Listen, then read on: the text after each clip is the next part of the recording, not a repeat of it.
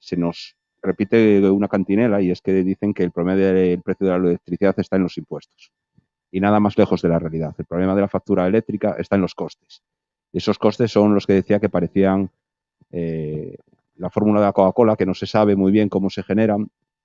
y sobre todo porque es un momento muy importante ahora para exigir una auditoría de esos costes. La sensación, para poder explicarlo de manera sencilla, que yo tengo es que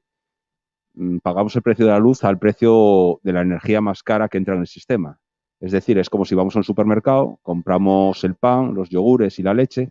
pero ese día nos da por comprar un capricho y compramos caviar. Sin embargo, vamos a pagar toda la compra al precio del producto más caro. Y eso es lo que está pasando con el sistema eléctrico. No paga, entra la energía renovable, las nucleares, entraba el carbón y por último, pues el gas, que es el combustible más caro, y pagamos el precio de toda la factura eléctrica al precio de ese último combustible, que es el gas. Y eso es lo que está pasando básicamente con la forma de determinar los precios de la energía en nuestro país. Y de ahí que hay que reivindicar una auditoría de costes, porque bueno, la comunidad científica establece más o menos que el precio megavatio hora de la energía nuclear es de 18 euros, de la hidráulica 3 euros, y hoy estamos pagando pues a un precio récord 100 euros megavatio hora nuestra electricidad. ¿Y por qué? ¿De dónde surge esta situación? Pues yo creo que hay que remontarse a los años 90, cuando se empieza a privatizar Endesa. Primero en 1988 con Felipe González, que privatiza el 25% de la empresa nacional, y después ya en los años 90 habían entrado los 97, 98 con Aznar, que privatiza otro 35% y empieza la empresa pública nacional a estar en manos privadas. Y en ese mismo año, Rato inventa el término déficit tarifario, el honorable Rato,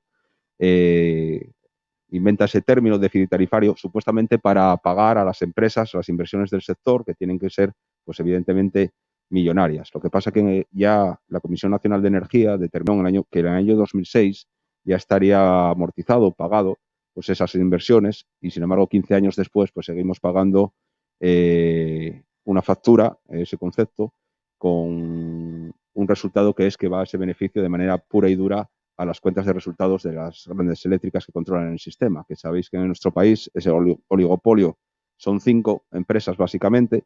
pero en realidad 3 controlan el 90% del mercado, ¿no? Fenosa, Iberdrola y Endesa controlan ese 90%, y después EDP o E.ON o Viesgo, más conocida aquí. Y sin embargo, esos beneficios multimillonarios solo tributan en nuestro país un 5% en impuestos. El resultado pues es conocido. Consejos de administración con sueldos millonarios, con reparto de dividendos vergonzosos, que una sociedad que se quiera declarar democrática y avanzada no debería consentir, y sobre todo puertas giratorias para los mismos partidos políticos del Partido Socialista y del Partido Popular, que privatizaron en los años 90 el sistema eléctrico y hoy gozan de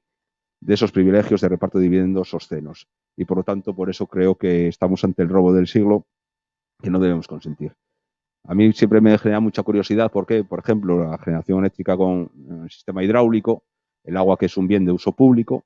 un bien público, pues las eléctricas no pagan por el uso y el consumo, igual que hacemos todos los ciudadanos y ciudadanas, sino que pagan por un canon irrisorio para aumentar su cuenta de resultados, cuando las centrales hidráulicas están amortizadas desde hace décadas. Y por lo tanto, todos recordamos esa cantinela de que lo privado funcionaba mejor. Pues efectivamente lo privado funciona mejor, pero para unos pocos. Para la inmensa mayoría es pobreza, desempleo y precariedad. Y entrando en la segunda parte de esta primera intervención, de qué está haciendo el gobierno de Pedro Sánchez, qué está haciendo Moncloa, para nosotros, desde luego, es una vergüenza lo que está ocurriendo con una ministra como Teresa Rivera, que está diciendo a los trabajadores y trabajadoras que tienen que poner la lavadora a las 5 de la mañana y después ir a centros de trabajo que no vamos a saber si van a poder resistir lo que queda de año, porque los costes eléctricos se están poniendo a muchas empresas contra las cuerdas, entre ellas las asturianas. Me remonto al 2018, en pleno conflicto de Alcoa. El término hiperintensivas fue un término que surgió sobre todo en el entorno del comité de empresa como reivindicación en ese conflicto, en un ERE avalado por el gobierno central y autonómico, donde una parte fundamental de ese expediente de regulación de empleo era que los precios de la electricidad tendrían que situarse entre 40 euros megavatio hora para que pudiese ser solvente el inversor o poder generar actividad económica en esa fábrica pues 2 años después, ¿no? Ahora. Sin embargo, frente a ese compromiso de 40 euros megavatio hora, nos situamos, pues como decía antes, que hoy lo pagamos a 100 euros. Sin embargo, la reivindicación era muy clara, que nuestras empresas pudiesen competir en igualdad de condiciones. No pedimos compensaciones, pedimos igualdad de trato, que pueden existir en otras comunidades autónomas incluso, pero sobre todo en Francia o en Alemania. También, pues en ese marco, denunciar que el Gobierno no está compensando los costes indirectos de CO2 al máximo que permite la Unión Europea, que sería una herramienta también importante para la competitividad de las empresas electrointensivas. Y, en definitiva, bueno, por lo que demostramos en ese conflicto ahora, que veníamos denunciando los trabajadores y trabajadoras de esa empresa, y hemos demostrado ahora en la Audiencia Nacional con una sentencia ganada por los servicios jurídicos de comisiones obreras, fundamentalmente, que fue quien llevó el peso de la demanda, que esa venta fue una estafa, que fue fraudulenta, que no se buscó un inversor solvente, pero sobre todo quería traer aquí esa complicidad del Gobierno central y el autonómico, que recuerdo textualmente que decían que por lealtad institucional había que vender esa empresa a unos piratas. Que, mientras tanto, los trabajadores y trabajadoras reivindicábamos poder aprovechar otro tipo de inversiones más sostenibles para quitarnos esa losa de la factura eléctrica sobre esa fábrica y poder generar aluminio primario de manera más sostenible en Avilés. El resultado es que de esa situación pues estamos viendo cómo estamos ahora pues con la policía y el juzgado, y esperemos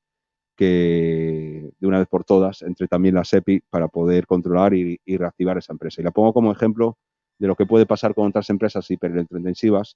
que son estratégicas no para Asturias sino para el país, porque un país que aspira a ser soberano debería apostar por poder generar aluminio primario, poder apostar por crear acero o zinc, y sin embargo los costes de la electricidad están haciendo muy difíciles que esas empresas puedan continuar en Asturias.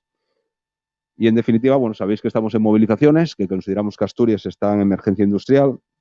que en los últimos 3 años se han destruido 6.000 puestos de trabajo en el sector asturiano y que es una actividad que es motor del resto de la economía asturiana. Y hoy dependen 50.000 familias de ese sector, que es imprescindible que ganemos la batalla del tiempo para darles una oportunidad, para poder ser más modernas y más sostenibles, porque evidentemente hay que adaptarse, hay que luchar contra el cambio climático, nos va la vida en ello, pero necesitamos una oportunidad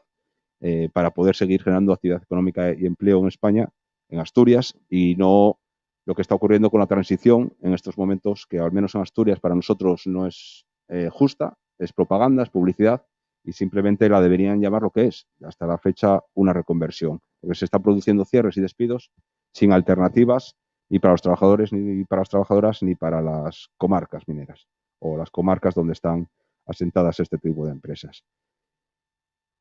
Por finalizar esta primera intervención,